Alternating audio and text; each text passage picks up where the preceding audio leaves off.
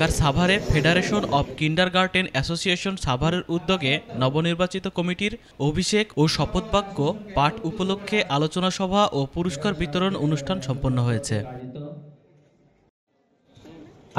শনিবার সকালে Savar Enam medical college হাসপাতালের মিলনায়তনে ফেডারেশন অব কিন্ডারগার্টেন অ্যাসোসিয়েশনের সভাপতি লায়ন মোহাম্মদ জাহাঙ্গীর আলম জিতুর সভাপতিত্বে বক্তব্য রাখেন প্রধান অতিথি ঢাকা ১৯ সাভার আশুলিয়া আসনের বিএনপি মনোনীত প্রার্থী সাবেক এমপি ডাক্তার দেওয়ান মোহাম্মদ সালাউদ্দিন বাবু। বিশেষ অতিথি বাংলাদেশ জামায়াতে ইসলামী ঢাকা জেলার সেক্রেটারি ও দলীয় আসন্ন সংসদ সদস্য পদপ্রার্থী অধ্যক্ষ মাওলানা মোহাম্মদ আফজাল হোসাইন, সাভার থানা বিএনপি সাধারণ সম্পাদক মাস্টার গোলাম মোস্তফা চেয়ারম্যান, সাভার পৌর বিএনপির সাধারণ সম্পাদক বদিউজ্জামান বদির, বিওয়াইএফসির জাতীয় পরিচালক ডক্টর পিটার হালদার ও ফেডারেশন অব কিন্ডারগার্টেন অ্যাসোসিয়েশনের মহাসচিব মনির হোসেন প্রমুখ।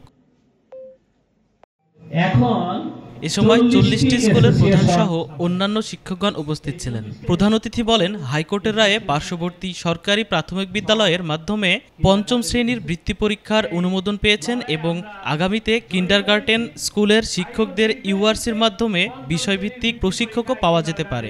না পেলে সংগঠনের নিজ উদ্যোগেও শিক্ষার মনোন্নয়ন ও দক্ষতা বৃদ্ধির লক্ষ্যে শিক্ষকদের প্রশিক্ষণের ব্যবস্থা করা যেতে পারে।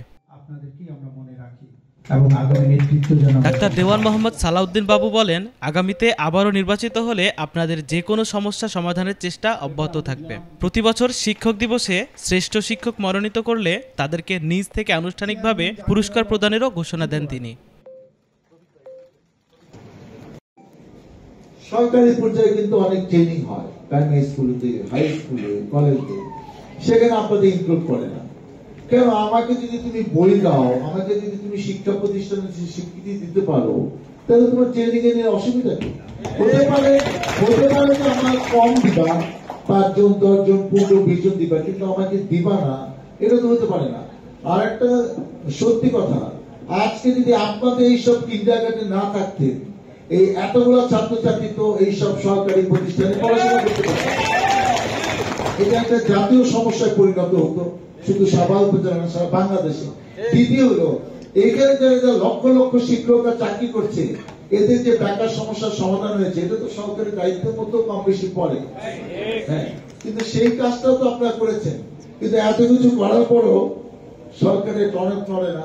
কিন্তু সেই জন্য আমি বলেছি, এই আন্দোলনটা আপনাদের শুধু সাভার উপজেলায় করলে হবে না, কেন্দ্রীয় ভাবেও কিন্তু এটা স্ট্রং থাকতে হবে, জেলা ভিত্তিক, উপজেলা ভিত্তিক।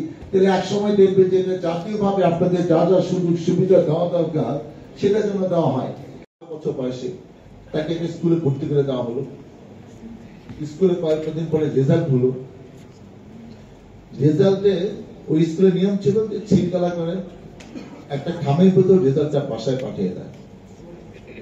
টমাস আলভা এডিসন ছোটবেলার গল্প, এসে তার বাসায় মাকে পেলেন, মাকে চিঠিটা দিলেন, দিয়ে সেখানে চলে গেলেন। মা চিঠিটা নিয়ে খুলে বসে আছে। একটু পরে টমাস আলভা এডিসন, মা চিঠিতে কি লেখা আছে, আমার রেজাল্ট কি? তখন মা পড়ে শোনাচ্ছে, আপনার ছেলে খুবই মেধাবী, সে সকল বিষয়ে হাইয়েস্ট নাম্বার পেয়েছে। আপনার ছেলেকে এখানে পড়ানোর জন্য যথেষ্ট ভালো শিক্ষক এই প্রতিষ্ঠানে নাই। আপনি আপনার নিজ দায়িত্বে আপনার সন্তানকে পড়াশোনার ব্যবস্থা করেন, সম্ভব হলে একটু ভালো প্রতিষ্ঠানে আপনার সন্তানকে দিয়ে দিবেন। আপনার ছেলের জন্য শুভকামনা। টমাস আপনার খুবই খুশি, আমি এত ভালো রেজাল্ট করছি। তারপর তার কয়েক মাস পড়িয়ে তাকে অন্য প্রতিষ্ঠানে পড়াবেন। আস্তে আস্তে পড়াতে পড়াতে সে ৩৩ বছরের বয়সে বৈদ্যুতিক বাতি আবিষ্কার করলেন, জগৎ বিখ্যাত। সে ১,০৯৩ টাকা ফর্মুলা আবিষ্কার করেছেন, হাজার হাজার কোটি টাকা মালিক। সে একটা বাড়ি কিনলেন, কিনে সে বাড়ি ঘর বদলানোর জন্য পুরান বাসা থেকে কিছু জিনিসপত্র নিয়ে যাওয়ার জন্য সে উদ্যোগ নিয়েছে। এসে আলমারির ভিতর সে ওই পুরানো যে স্কুলে খাম, ওখানে সে সিল দেওয়া আছে, স্কুলের মনোগ্রাম দেওয়া, স্কুলের নাম লেখা, সেই খামটা সকল পড়ছে। পুরো সে অঝোর ধারায় কাঁদছে।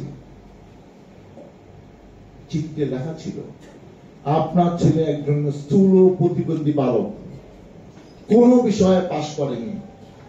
এরকম খারাপ ছাত্রকে তো আমরা এই প্রতিষ্ঠানে রাখতে পারি না। আগামীকাল থেকে আপনার সন্তান যেন এই প্রতিষ্ঠানে না আসেন। টমাস আলভা এডিসন অনেকক্ষণ কাঁদলেন। তারপর রাতের বেলা ঘুমানোর আগে ডায়েরিতে লিখতেন, আমার মা ছিল পৃথিবীর শ্রেষ্ঠ শিক্ষক। আমি একজন সত্যি সত্যি একটা দুর্বল ছাত্র ছিলাম, কিন্তু আমার মার জন্য আমি সবচেয়ে প্রতিভাবান একজন মানুষ হিসেবে সারা পৃথিবী আমাকে চেনে।